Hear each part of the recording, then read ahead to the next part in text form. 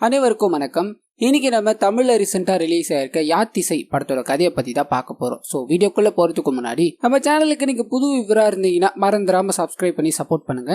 இந்த படத்தோட ஸ்டார்டிங்லயே பாத்தீங்கன்னா ரணதீர பாண்டியன் அப்படின்ற ஒரு பாண்டிய அரசரோட பையனை காமிக்கிறாங்க.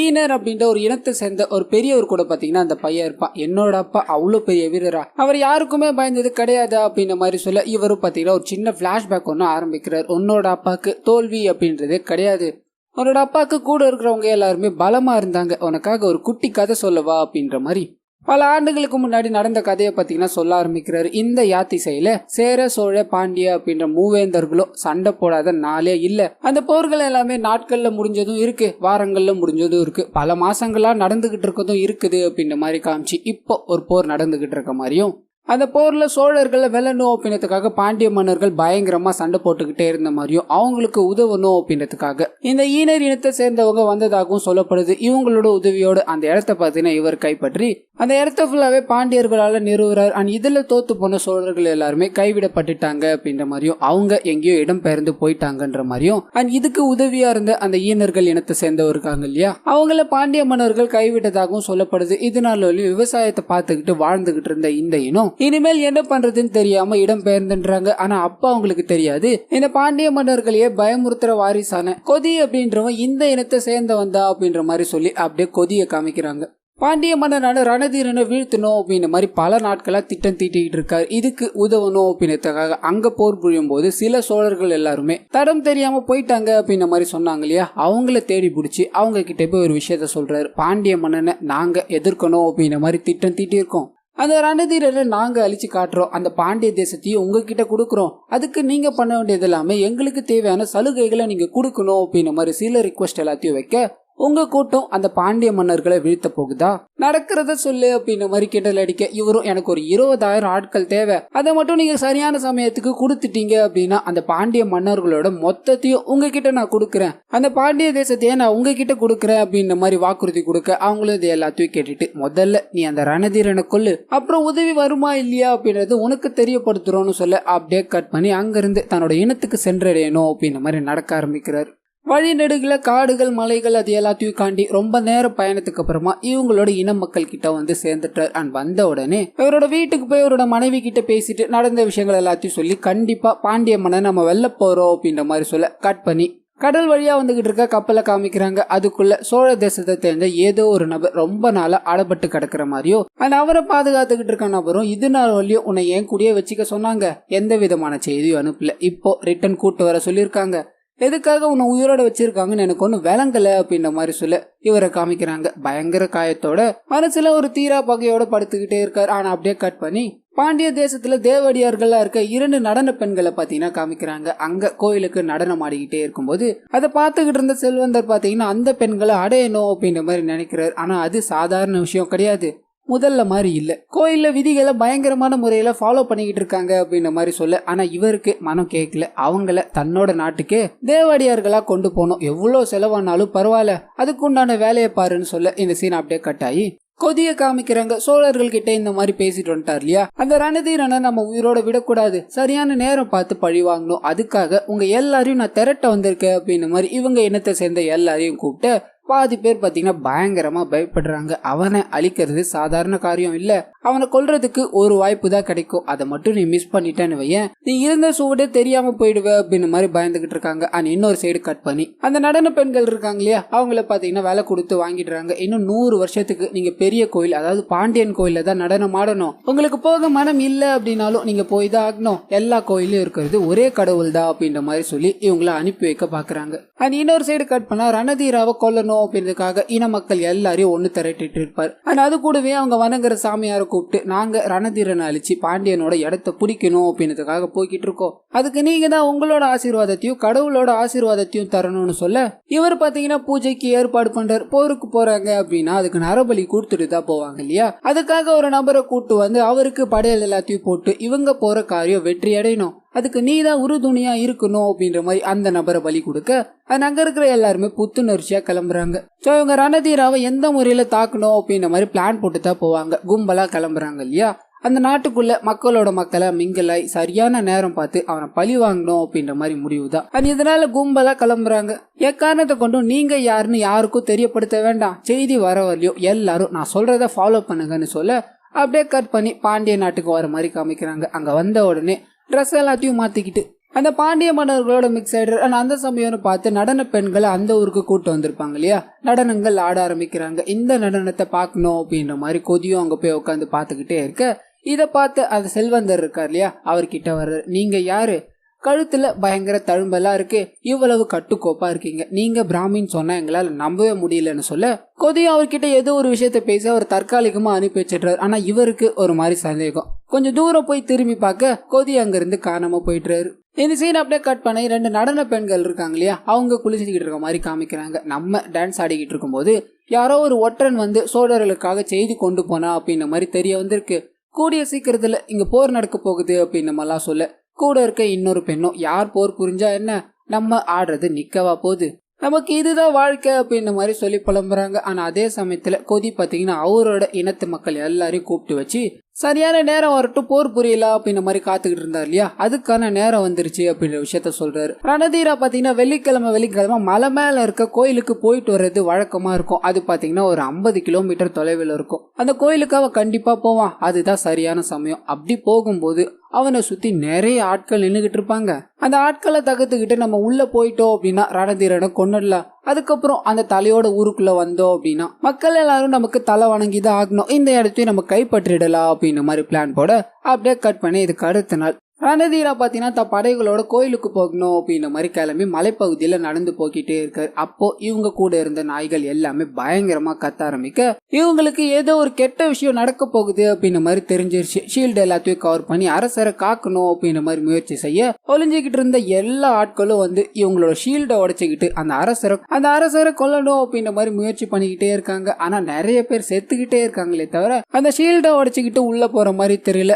இதனால கொதியும் அவர் கூட இருக்கிற நண்பர்களும் அந்த ஷீல்டை உடைச்சு முதல்ல ரணதீரனை வெளியே கொண்டு வரணும் அப்படின்ற மாதிரி முனைப்புல பயங்கரமா சண்டை செய்ய ஆட்கள் நிறைய வந்துகிட்டே இருக்கிறதால ரணதீரனோட காவலர்கள் பாத்தீங்கன்னா ரத்தம் சொட்ட சொட்ட சண்டை போட்டுக்கிட்டே இருக்காங்க. அண்ட் ஷீல்டுக்குள்ள இருக்க ரணதீரனும் இதுக்கு மேல பொறுத்துக்க முடியாது அப்படின்ற மாதிரி தன்னோட வாளோட வெளியே வந்து அங்க இருக்கிற எல்லாருக்கூடயும் சண்டை போட ஆரம்பிக்கிறாரு. ஒரு பயங்கரமான சண்டை. அந்த இடமே ஒரு பெரிய போர்க்களம் போல காட்சி அளிக்குது. எங்க திரும்பினாலும் ரத்தம் தான், சண்டை மட்டுமே தான் மிஞ்சிக்கிட்டு இருக்கு அப்படின்ற மாதிரி காமிச்சுக்கிட்டே இருக்க இந்த சைடு இருக்க கொதியும் அரசரை பார்த்துட்டாரு. அவரை கொண்டாடணும் அப்படின்ற மாதிரி கிட்ட நெருங்கி அவர் கூட சண்டை போட்டுக்கிட்டே இருக்கும்போது அரசரை காக்கணும் அப்படின்ற மாதிரி 2 தளபதிகள் இருப்பாங்க. ஒரு தளபதி அரசரை இங்க இருந்து கூட்டு போகணும் அப்படின்ற மாதிரி முனைப்புல அரசரை கூப்பிட்டுக்கிட்டு போய்கிட்டே இருக்காரு. அண்ட் இன்னொரு தளபதியும் கொதி கூட சண்டை போட்டுக்கிட்டே இருக்கும்போது கையும் களவுமா மாட்டிட்டார், தப்பிக்க முடியாத நிலைமை. அது இன்னொரு சைடு அரசர் இங்க இருக்க முடியாது அப்படின்ற மாதிரி தளபதி காப்பாத்து கூட்டு போயிருந்தா இல்லையா, ஒரு பெரிய பாலம் இருக்கும், அதை தாண்டி வரக்கூடாது அப்படின்றதுக்காக பாலத்தை வெட்டி விட ஒரு சைடு தப்பிச்சு போகணும் அப்படின்ற மாதிரி தளபதி அரசரும் நின்னுகிட்டு இருக்காங்க.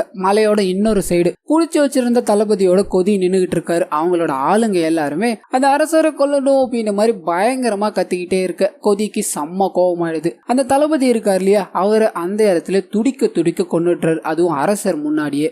இதனால அரசரும் பாத்தீங்கன்னா பயங்கர கோவம் கொள்றாரு. இதுக்கு பதில் சொல்லி ஆகணும் அப்படின்ற மாதிரி அங்கிருந்து போக அப்படியே கட் பண்ணி பாண்டிய நாட்டை காமிக்கிறாங்க. ரணதீரனோட அரண்மனையை கைப்பற்றணும் அப்படின்ற மாதிரி தன்னோட மக்களை கூப்பிட்டுக்கிட்டு கொதி போய்கிட்டே இருக்க உள்ள இருக்க எல்லாருமே அரசர் இன்னும் இங்க திரும்பவே இல்ல, அரசருக்கு ஏதோ பிரச்சனைன்னு நினைக்கிறேன். பெரிய பெரிய ஆளுங்க எல்லாருமே தலைநகரை பார்க்கணும் அப்படின்ற மாதிரி போயிட்டாங்க. இப்போ நம்ம கிட்ட இருக்கிற படைகள் கொஞ்சம் தான். இதை தெரிஞ்சுக்கிட்டு தான் அவங்க படைக்கு வராங்க. பார்க்க அவங்க காட்டு மிராண்டி மாதிரி இருக்காங்க.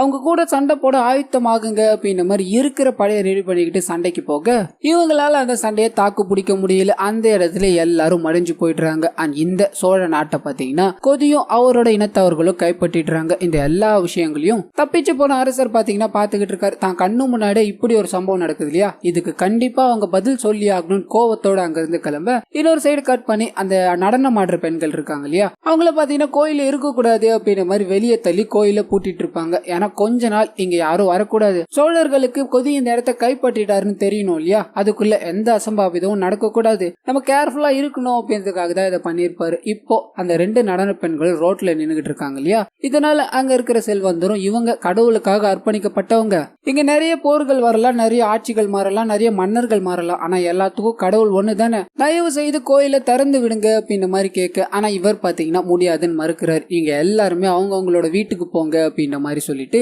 அங்க இருக்கிற ஒரு நடன பெண்ணை பாக்குறாரு. பார்த்த உடனே ரொம்ப பிடிச்சு போயிடுச்சு. நீ மட்டும் ஏன் கூட வான்னு கேட்க, அந்த செல்வந்தர் இவங்க கடவுளுக்கு சொந்தமானவங்க, இப்படி மனிதங்கள்லாம் ஏத்துக்க கூடாதுன்னு சொல்ல, இப்போ எங்க கடவுள்லாம் தான், நான் சொன்னதை செய் இல்லைன்னா உன் தலை கொய்யப்படும் அப்படின்ற மாதிரி சொல்ல, வேற வழி இல்லாம இது எல்லாத்தையும் பண்றாரு. ஆனா அப்படியே கட் பண்ணி இவர் இந்த இடத்த புடிச்சிட்டார் இல்லையா, ஒரு சைடு சோழர்களுக்கு இந்த விஷயம் போகட்டும் அப்படின்ற மாதிரி செய்தி அனுப்பிட்டு, இன்னொரு சைடு இவங்களோட இனத்தை சேர்ந்தவங்களே பாதி பேர் தான் இங்க வந்திருப்பாங்க, மீதி பேர் இது எப்படியும் நடக்காது அப்படின்ற மாதிரி தெரிஞ்சு அங்கேயே இருந்திருப்பாங்க, அவங்கள கூட்டு வரணும், நம்ம மக்கள் எல்லாருமே இங்க இருக்கணும் அப்படின்ற மாதிரி சொல்லி அதுக்கு ஒரு ஆள் அனுப்புறாரு. செய்தி வர வரலையும் இந்த இடத்த பாதுகாக்கணும் அப்படின்ற மாதிரி முனைப்புல எல்லா வேலைகளையும் பண்ணிட்டு இருக்காரு. ஆனா அதே சமயத்துல இந்த தப்பிச்சு போன அரசர் இருக்கார் இல்லையா, அந்த சண்டையில இறந்து போன எல்லாரோட சடலங்களையும் புதைச்சிட்டு இப்போ போருக்கு ஆயத்தமாகணும், அதுக்காக முதல்ல ஆட்களை சேர்க்கணும் அப்படின்ற மாதிரி ஒரு இடத்துக்கு கிளம்புறாரு. இன்னொரு சைடு கட் பண்ணி அரண்மனையில இருக்க கொதிய காமிக்கிறாங்க. அங்க இருக்கிற கிரீடம் முத கொண்டு நகைகள் வரலையும் எல்லாத்தையும் அணிஞ்சுக்கிட்டு இந்த இடத்துக்கு ராஜா ஆயிட்டேன் அப்படின்ற ஃபீல்ல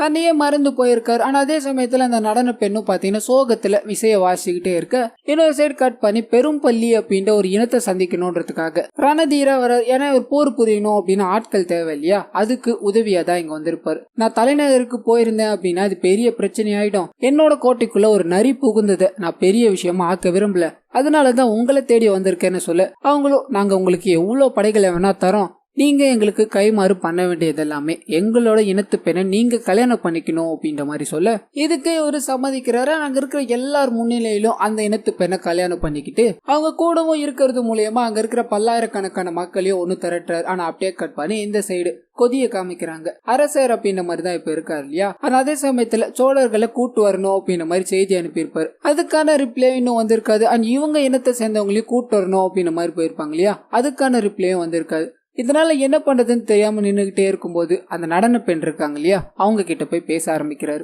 இந்த நடன பெண் பாத்தீங்கன்னா எப்பயுமே சோகமான இசையை தான் வாசிச்சுக்கிட்டே இருப்பாங்க. இவரும் எதுக்காக இதை வாசிச்சுக்கிட்டே இருக்க அப்படின்ற மாதிரி கேட்க, இவங்க இந்த வாசிப்பு எப்ப நிக்குதோ அப்போ உன்னோட சாவு உனக்கு வந்துருச்சுன்னு அர்த்தம் அப்படின்ற மாதிரிலாம் சொல்ல, இவரும் இது பெருசா எடுத்துக்காம உன்னோட வாசனை என்னோட மெத்தையை அலங்கரிக்கட்டும், சீக்கிரமா வந்து சேருன்னு சொல்லிட்டு கிளம்புறாரு. இங்க இருந்து கிளம்பி வேற ஒரு நபர் கிட்ட போய் பாத்தீங்கன்னா பேசுறாரு. சோழர்களுக்கு செய்தி போச்சா அப்படின்றது எனக்கு சுத்தமா தெரியல, போனவனும் என்ன ஆனா அப்படின்றது இது ஒரு விளங்கல, இது என்னமோ சரியா படல அப்படின்ற மாதிரி சொல்ல, இவரும் இந்த வாட்டி நான் போய் சொல்லிட்டு வரேன்னு கிளம்புறாரு. அந்த செய்தியை சொல்லணும் அப்படின்றதுக்காக வேகமா ஓடிக்கிட்டே இருக்க, திடீர்னு ஒரு முகம் தெரியாத நபர் பாத்தீங்கன்னா இவங்களை போட்டு தள்ளுறாங்க. அந்த இடத்துல இறந்து போக அப்பதான் நமக்கு தெரிய வருது இதுக்கு முன்னாடி அனுப்புன நபரும் இறந்து போயிட்டாரு அப்படின்ற விஷயம். சோ செய்தி பாத்தீங்கன்னா இங்க இருந்து வெளியே போகவே இல்லை.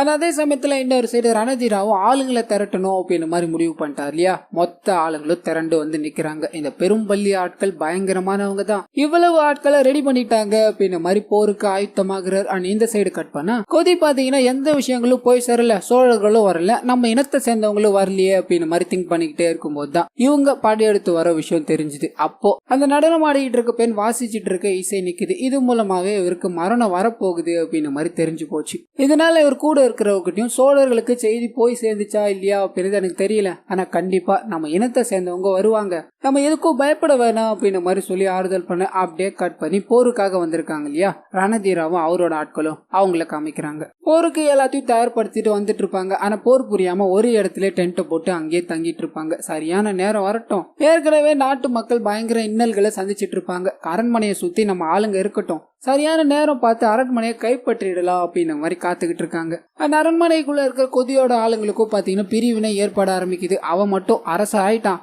எல்லாத்தையும் அவனே எடுத்துக்கிட்டு இருக்கான், இப்போ நம்மளை காப்பாத்த ஆளே இல்ல, நம்ம மக்களும் இங்க வரல, சோழர்களும் வரல, இவன் நல்லா ஏமாத்துறான் அப்படின்னு மாதிரி கிளர்ச்சிகள் கிளம்ப ஆரம்பிக்குது. அது இன்னொரு சைடு கட் பண்ணி நம்மளோட மக்களை கூட்டு வரணும் அப்படின்னு மாதிரி ஒரு ஆள் போயிருப்பார் இல்லையா, அவர் மக்கள் எல்லாத்தையும் கூப்பிட்டுக்கிட்டு கொதிய பாக்கணும் அப்படின்ற மாதிரி கூட்டு போக்கிட்டே இருக்க இந்த விஷயத்த ரணதீரா பாத்தீங்கன்னா முன்னாடியே தெரிஞ்சுக்கிட்டு இருப்பாரு. இதனால அங்க இருக்கிற எல்லா ஆளுங்களையும் கொலை பண்ணணும்ன்றதுக்காக கொத்து ஆட்களை அனுப்ப இந்த இனமே இருக்கக்கூடாது அப்படின்றதுக்காக வெறித்தனமா சண்டை போட ஆரம்பிக்கிறாங்க.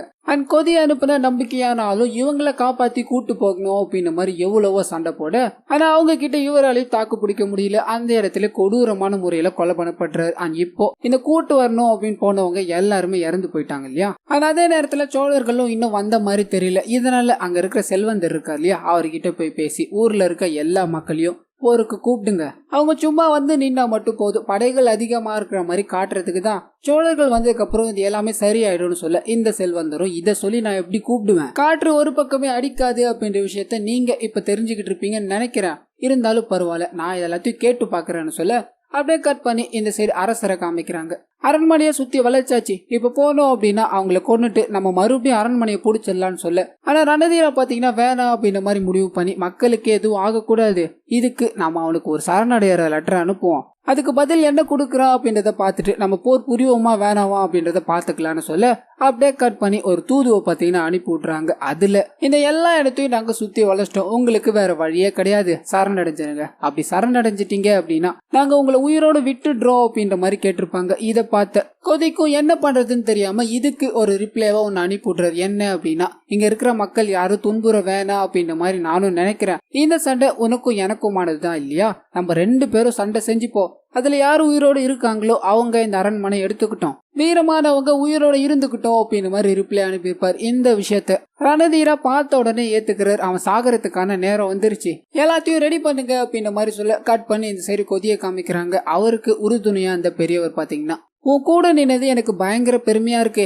இந்த சண்டையில நீ தோத்தாலும் ஜெயிச்சாலும் வரலாற்றுல உனக்குன்னு ஒரு இடம் இருக்கும்டா அப்படின்ற மாதிரி சொல்லி அவரை வழி அனுப்பி வைக்கிறார். ஆனா அப்படியே கட் பண்ணி 2 பேரும் சண்டை செய்யறதுக்கான இடத்த காமிக்கிறாங்க. அங்க முன்னாடியே ரூல்ஸ் எல்லாத்தையும் சொல்லிடுறாங்க, 2 பேரும் சண்டை போட போறாங்க, இதுல யாரும் குறுக்க வரக்கூடாது, இதுல 2 முடிவுதான் இருக்கு, ஒன்னு சரணடையணும், இன்னொன்னு செத்து மடியணும், அண்ட் இதுல ஜெயிக்கிறவங்களுக்கு இங்க இருக்கிற எல்லாமே வழங்கப்படும் அப்படின்ற மாதிரி சொல்ல 2 பேரும் சண்டைக்கு ஆயுத்தமாகறாங்க. சண்டையும் ஸ்டார்ட் ஆக ஆரம்பிக்குது, எல்லாம் பார்க்க ஆரம்பிக்கிறாங்க. முதல்ல பாத்தீங்கன்னா 2 பேரும் கத்தியை வச்சு பயங்கரமா சண்டை போட்டுக்கிட்டே இருக்க போக போக 2 பேருக்கும் பயங்கர அடிபட்டு ரத்தம் எல்லாம் வர ஆரம்பிக்குது. உருவத்திலயும் செயலையும் கொதியை விட ரணதீரா பாத்தீங்கன்னா பயங்கர ஸ்ட்ராங்கா இருப்பார். அவர் கூட போட்டி போடணும் அப்படின்றது சாதாரணம் இல்ல, இருந்தாலும் மக்களுக்காக நான் இதை பண்ணி ஆகணும், சரித்திரம் மாறி ஆகணும் அப்படின்றதுக்காக சண்டை போட்டுக்கிட்டே இருக்க பயங்கரமா ரத்தம் வர ஆரம்பிக்குது. இதோட முடிவுல எதுவுமே பண்ண முடியாம தோல்வியின் விளிம்புல பாத்தீங்கன்னா கொதி நிக்கிறார். அண்ட் சாகரத்துக்கு முன்னாடி எனக்குள்ள நீ இருக்க, இந்த ரணதீராவும் என்னைக்குமே நீ நானாக இருக்க முடியவே முடியாதுன்னு அந்த இடத்துல இவரை கொலை பண்ணி போட்டுட்டார். ஆனா அப்படியே கட் பண்ணா